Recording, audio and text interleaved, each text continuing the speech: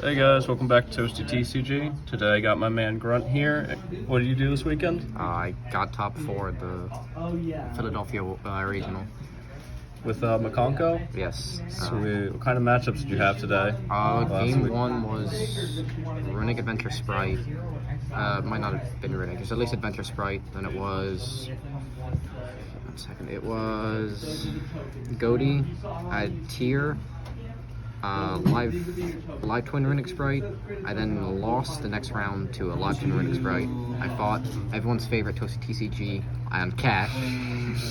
I then played Virtual World, which is quite an interesting matchup. I then played another Live Twin Sprite game. I don't know if he was playing Runic, because I might not have seen it at all. Then I played round 9 for Tier. Alright. So let's get into the deck. Yeah, so most of the Mikanko main deck stuff is pretty much uniform around the board. Some people choose to play different ratios of the smaller monsters, not the ritual. But I chose to play 3. So most people will cut 1 Hare, 1 Huli, and 1 Nini to play 3 Diviner, just because Ohime is a really good card. But I chose to not do that because I like the Eclipse spells, and I like having the ability to use them as removal and board breakers, because Water Arabesque gives you Huli, which immediately protects your board and removes an opponent's monster, or bounces a Kaiju to either use again or do stuff. And Ohime gets you to any of these and more because it gives you any of the cards. And as for Ethan, this is a pure going second build, so much so my side deck is only going second cards, but the Rivalry is just an insane target for Huli, and if I open it, it's still really good to pitch off Ohime or just to set, because it's effectively either an impermanence or a snatch steal based on what I need it to be. So because of that, when we go to the Eclipse spells here in a second, I run, I run 2 Rondos, 1 for Ohime, 2 for Rivalry. You can only control 1 of these at a time, but having 1 in the deck is always allows Rivalry to always be on, or I can use it for everyone's favorite GOAT card, Axe of Fool, which effectively turns this trap into an infinite impermanence, which is just very funny to me. Other than that, when we go to the other actual main deck of Eclipse and Engines, other than the 1 Rondo and the Axe of Fools, I play second Rondo, 1 Dance, 2 of the best reanimation in the game, either Shidori, 2 Water Arabesque, and 2 Fire Dance. A lot of people play these at completely different ratios. Some people don't even play Purification Dance. I've tried playing it with 2. It definitely needs to be at 1, just because this is either removal or an Eclipse spell that you can just freely use. Rondo, if you open this in Green Girl or this in any other Mikanko, it's effectively just on your normal summon, Snatch Steal. Some people run Fire Nets at 1 just because they don't like the recursion from Grave. They don't want as much recursion from Grave because of Maeda Shidori, or just because they think it's more of a brick. This card, though, makes and break games where your opponent thinks it's a smart idea to just not play any monsters. I've had 2 or 3 games, mainly against the Virtual World, and I believe it was the first or second Live Twin Sprite player who just stopped playing monsters, but they would still hand trap me because they're like, well, why give him advantage? Summon back the Ash, swing 4 in, and that's 18 times 4. Not lethal, but effectively puts them on their toes. This also allows you to extend into IP Masquerena and then make Avermax, at which point you essentially have Huli 2, but with 3000 attack. Water Arabesque, as I said earlier, really good form of removal, really good advantage generator. Equip it on a monster, bounce it, summon your own monster, that monster searches you something, then on your own turn, bounce it again, search again. Insane. Maeda Shidori seems odd to play that too. One reason I play that too is because I open this card like a motherfucker.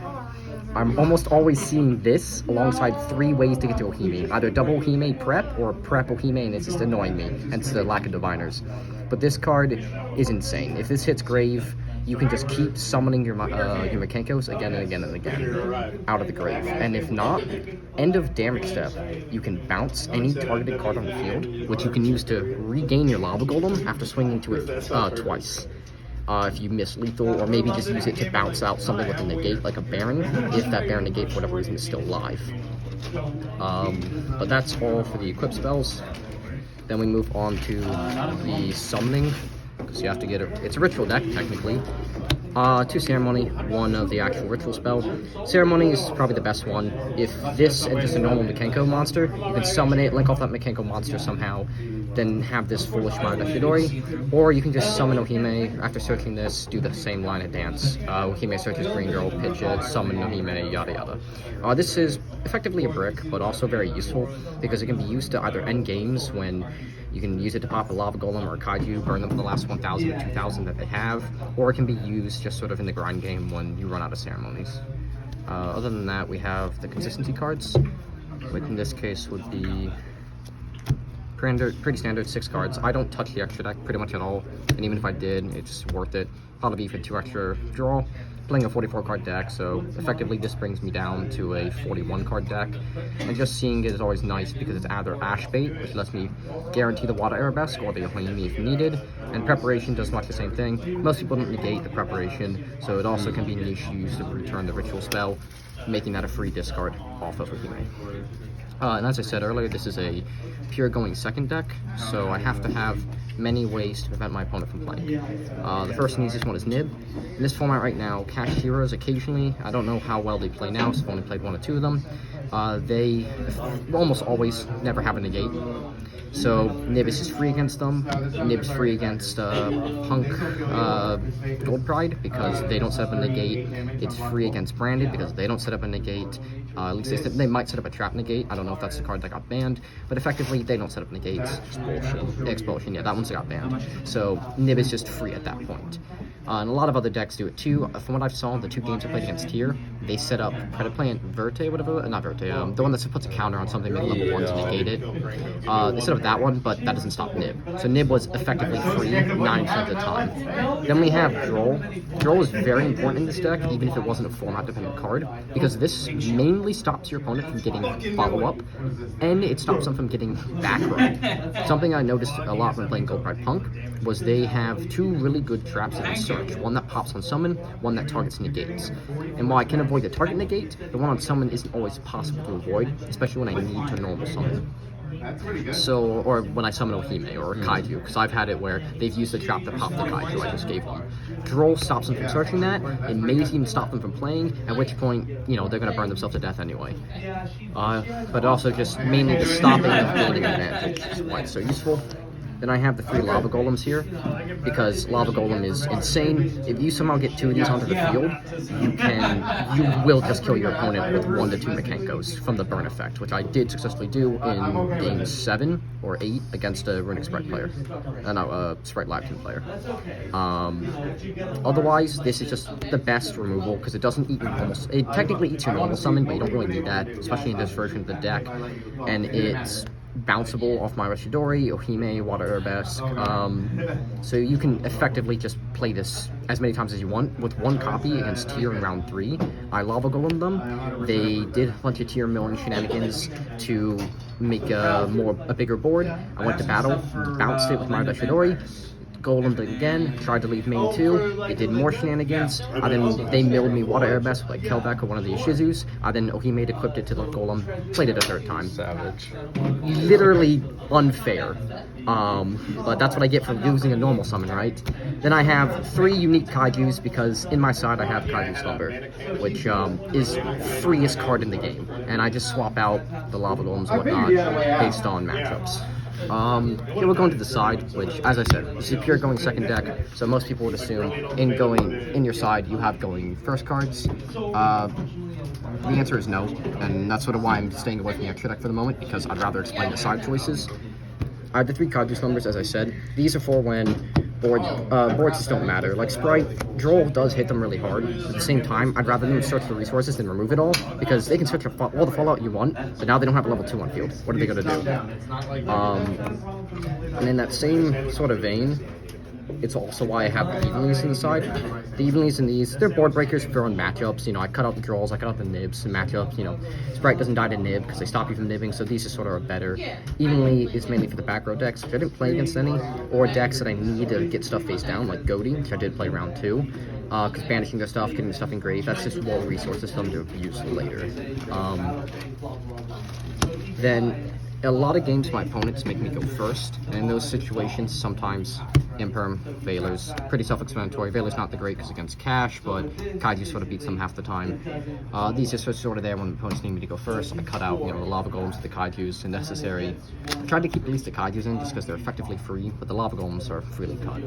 And then just rounding out the deck, I have my replacement to Axe of Fools, being So spicy. Magical Dusted Mop, which thanks to Kevin, one of our Kevins that are local, who introduced me to this equips card. Then 2 Twin Twisters. At some point, I might honestly cut the Veilers for 3 Cosmics or like another Twin or something like that, just because I do fear some back row decks, especially like Solemn Judgment effects. But Dusted Mop is a very dumb card against Flu, against Rikus and Avalon, that sort of stuff, because boiling it down, it Ibly locks whatever it's equipped to, and that monster can't be tributed. Meaning they can still special summon, so it's not a full Ibly lock, but it prohibits your whatever the equipped monsters from being tributed, synchroed, Exceed, Fusion, whatever. So this on your own monster, this on your opponent's monster, great. And then it also triggers Huli. This card won't be protected, but all your Mikanko would be protected because you can kill an equip spell. Really dumb card. So then we go to the extra. The extra is really just here for toolboxing purposes. It exists to sort of help deal with situations that need to be removed, help deal with problems as they arise. And that's sort of why we see all 6 of the Charmer cards. Ooh, fuck. That one got bent. All 6 of the Charmers, all just for the matchups. The main ones you can make in the deck are these 4, with the Dark and the Earth one sort of being on their own. But, I mean, that's fine. You can Snatch Steal or Nini steal one of these at some point and find a way to do this. Actually, against everyone's favorite Toasty, I ended up making 2 of these. Yeah, I was gonna say, you went into the Earth and Wind against me. Yeah, I stole his Unicorn and made the Wind one, and I stole something else and made the Earth one with Rondo. Just to make sure his Unicorn and his Scareclaw would stay in grave and not get banished to be revived by the Continuous Trap. Yeah, you played around the Scareclaw very well that game. Yeah, that was my least favorite card. So then I have IP Masquerade and Avermax. These 2 exist for when my opponent refuses to play any monsters. As I said earlier, I just make the IP, or I just make the Avermax off the Charmers. At that point, this is now a clicking clock that does the same thing as the Mikankos himself. In that vein, I also have the Boral Sword. Very rarely, very nichely, in the same sort of matchup, the Boral Sword can be a replacement. And also I have Pata E, I only have 1 Avermax, 1 Boral Sword, so I just said whatever. 1 Mikanko, 1 Kaiju, 1 monster on your opponent's field, plus Boral Sword. You can pretty much OTK. You Mikanko in, Boral Sword, turn Mikanko sideways, 2 attacks over. Can be lethal, but that's assuming your opponent's playing a bit more of a single monster strategy, or you just wipe the board with the Kaiju's number or something. So then we have pretty standard forms of removal. Phoenix Unicorn, pretty self-explanatory. Back row spin, it comes up, spinning a Cashier, field spell, something like that. Then we have Dynamanda. This card is unique for ritual monsters because it is a Unicorn, but a Link 2, where you use a ritual monster in itself, and on summon it spins the ritual monster in grave to target spin something on field. It doesn't spin for cost to graveyard, it targets both. Then you can tribute this, target a ritual in grave, and either special it or add it to hand. So if you have 2 Ohimes in grave, you get milled, or maybe you have 2 and you discarded 1, this is a way to recur that while also getting removal. Then we have into just sort of side tech options. Because you're stealing a lot with Rondo or Nini, Zeus is just free. You wait for your opponent to swing, or you swing into an XE, then you steal your opponent's monster that is an XE and just go, and there you go. In that same vein, we have this guy. You can also do Downward, but it's really just depending on the matchup. I wasn't sure what XE decks I'd be seeing, but I thought this one would be a bit of a safe bet against Purely, because I think they're rank 5 to rank 6, something to that extent. And just because Droll is currently in fashion, I have Red Language Anima. Never summoned any of these at all. I actually didn't summon most of my extra deck at all. I think I summoned the Avermax IP quite often, and I used like maybe 4 Charmers total. But just because it's Droll, if you can afford the normal summon, you top deck it for turn. This is a way to off it. I honestly at some point might cut either the English or this XE just for Ibly, just because I did get my 1 loss was to an Ibly lock, and then just not seeing any equip spells game 2. But that's pretty much the deck. Going second, I definitely think is the best version of Mikanko, just because you're able to clear your opponent's board, play around it, and Mikanko's just have so many toolbox options for removal. Alright, great job yesterday, man. Alright, then this is Toasty TCG signing out.